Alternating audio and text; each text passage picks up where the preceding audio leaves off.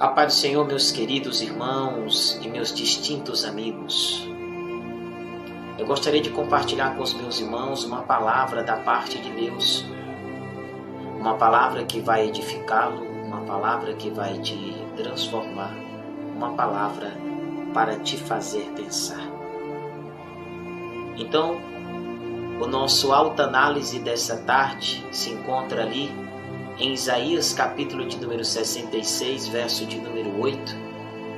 E lá nós temos uma chave de Deus para os nossos dias. E eu gostaria de meditar com os meus irmãos. Está escrito assim: quem jamais ouviu tal coisa? Quem viu coisa semelhante? Pode acaso nascer uma terra num só dia? Ou nasce uma nação, aleluia, de uma só vez? Pois Sião, antes que lhe viesse as dores, deu à luz a seus filhos. Antes que lhe viessem as dores, deu à luz a seus filhos. Um certo pregador e escritor, Oswald Jeffrey Smith, que escreveu um livro que se tornou um best-seller, Paixão pelas Almas, ele disse uma vez, em um de seus comentários, abre aspas, que realmente esse é o elemento mais fundamental da obra de Deus. Como assim?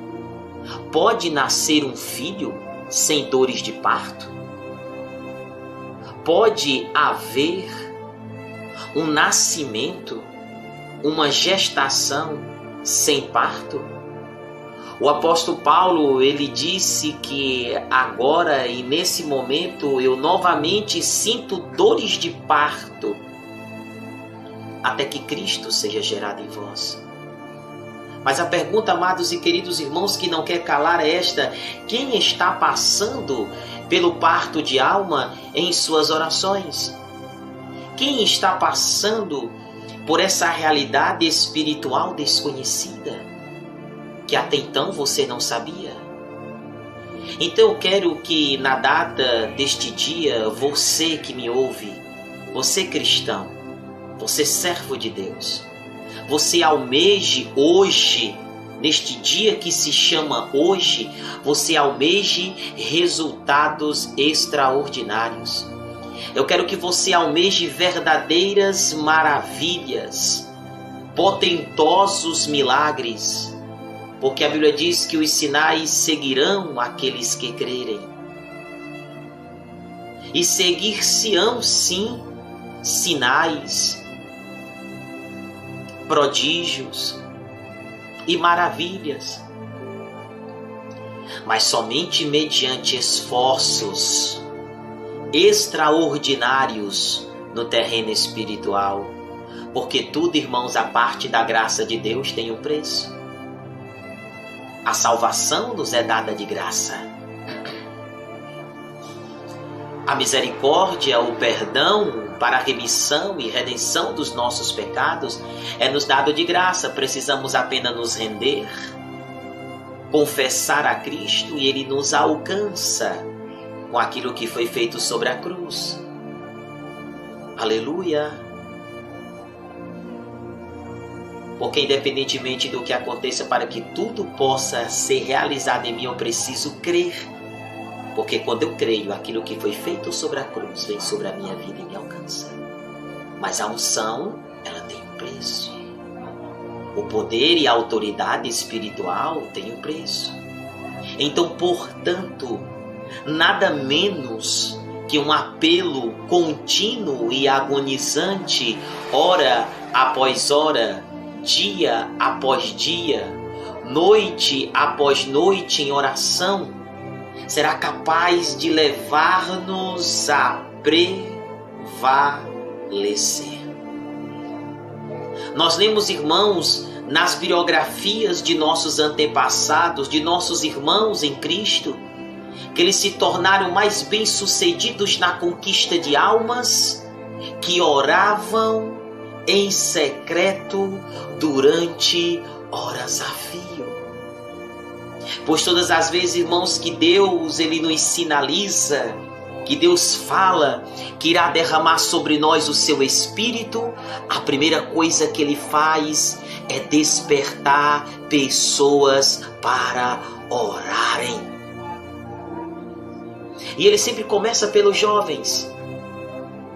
Jovens, como eu tenho visto esses dias, em comunidades, aleluia, em suas casas, em momentos de oração, em suas congregações, onde se jogam no chão e clamam em alta voz: queima-me com fogo, Senhor, queima-me com fogo.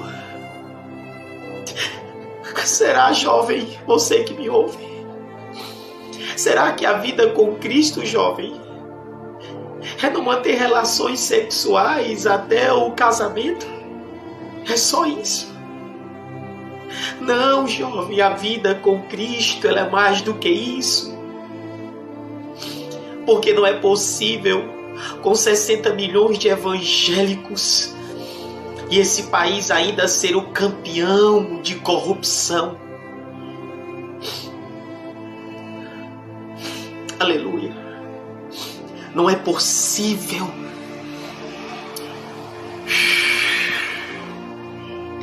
Com 60 milhões de evangélicos, nós ainda somos os campeões em pedofilia. Não é possível, com 60 milhões de evangélicos, nós somos os campeões de tráfico humano. Você, jovem, você, homem de Deus, você, serva de Deus, você precisa se questionar o que você faz aqui. Qual propósito Deus tem em sua vida? Para que é que você estuda? Qual o propósito do seu estudo? Qual o propósito do seu trabalho? Você precisa nessa tarde começar a questionar alguns paradigmas.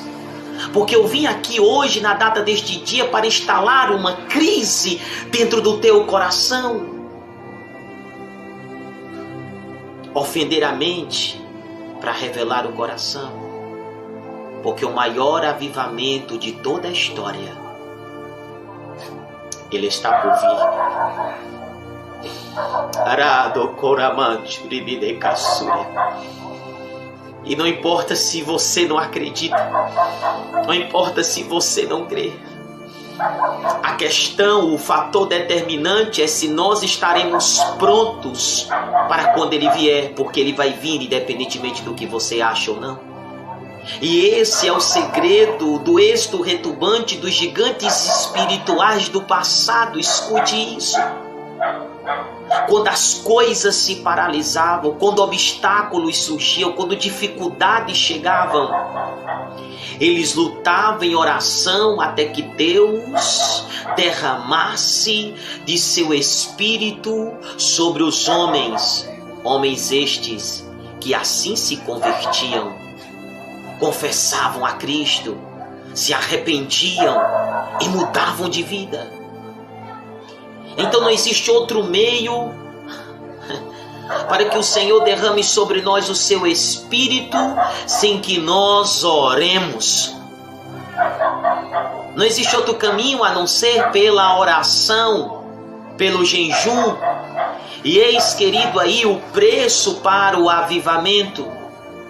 Se você quiser saber, querido, quão popular ou quão querido é um pregador, vai ao culto de domingo. Se você quiser saber quão estimado é um pastor, vai ao culto de doutrina. Porém, se você quiser saber quão popular é Deus, vai ao culto de oração. Eis aí o preço para o avivamento.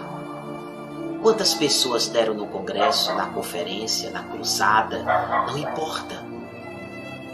Eu quero saber quantas pessoas deram no lugar da oração.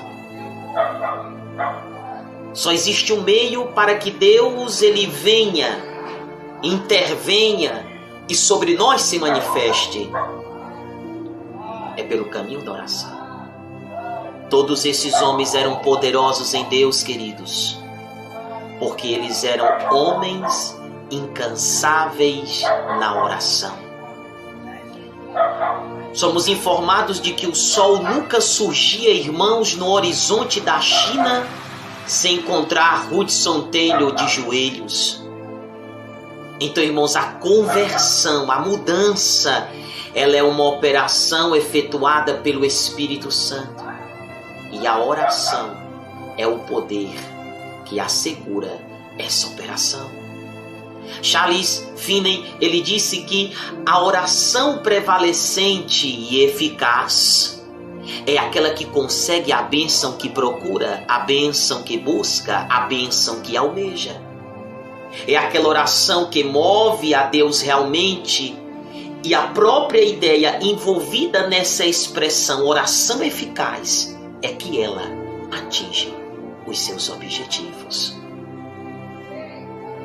Um grande pregador também do século XVIII, John Wesley, ele disse: nós podemos levantar uma geração que saiba cantar, tocar, dançar e pregar muito bem. Porém, entretanto, todavia, outro sim. Se não soubermos levantar uma geração que saiba orar, seremos um povo sem a presença de Deus. Olha as palavras deste homem de Deus. Querido, eu quero que você saiba que a oração, ela movimenta o braço divino que põe o avivamento em ação. A oração que prevalece, a que alcança o que busca e que almeja, ela não é fácil. Porque se nós estivermos dispostos a dobrar os joelhos e orar, como poderemos reivindicar de Deus alguma coisa? Como? Se nós não estamos dispostos nem a orar, nem a sacrificar nosso tempo, sacrificar nossa carne, abrir mão de uma comida, abrir mão de uma noite de sono, como poderemos ser eficazes na oração? Mas a oração, ela precisa prevalecer, pois a oração é a coisa mais importante de todas. E a oração que prevalece é esta oração. Ela é tão importante, amados e queridos irmãos, que os apóstolos consideravam tão importante o ministério da oração, que eles não quiseram desviar o seu tempo. A ênfase que nós damos hoje à contribuição, eles davam à oração. É tanto que eles não quiseram perder tempo e nem se desviar e nem se envolver com outras coisas, ao ponto deles disserem em Atos, capítulo de número 6, verso de número 4, mas nós perseveraremos na oração e no ministério da palavra. Dr. Wayne Wilson Tozer, ele disse: qual o mais importante para o pássaro? A asa esquerda ou a asa direita? Será que na presente geração que nós estamos hoje, será que nós não desfrutaremos de um grande despertamento espiritual? De um grande avivamento? Será que nós não vamos desfrutar de um derramamento do Espírito? Será que nós não vamos usufruir disso? Em resposta à oração fiel, confiante, trabalhosa e prevalecente. Então, queridos, nesse caso, digamos todos juntos: Senhor, ensina-nos como orar. Então, esse foi o nosso autoanálise de hoje. Espero em Cristo Jesus ter edificado a vida dos meus irmãos, e que Deus em Cristo vos abençoe até que todos confessem. Fiquem na paz e que Deus em Cristo esteja contigo.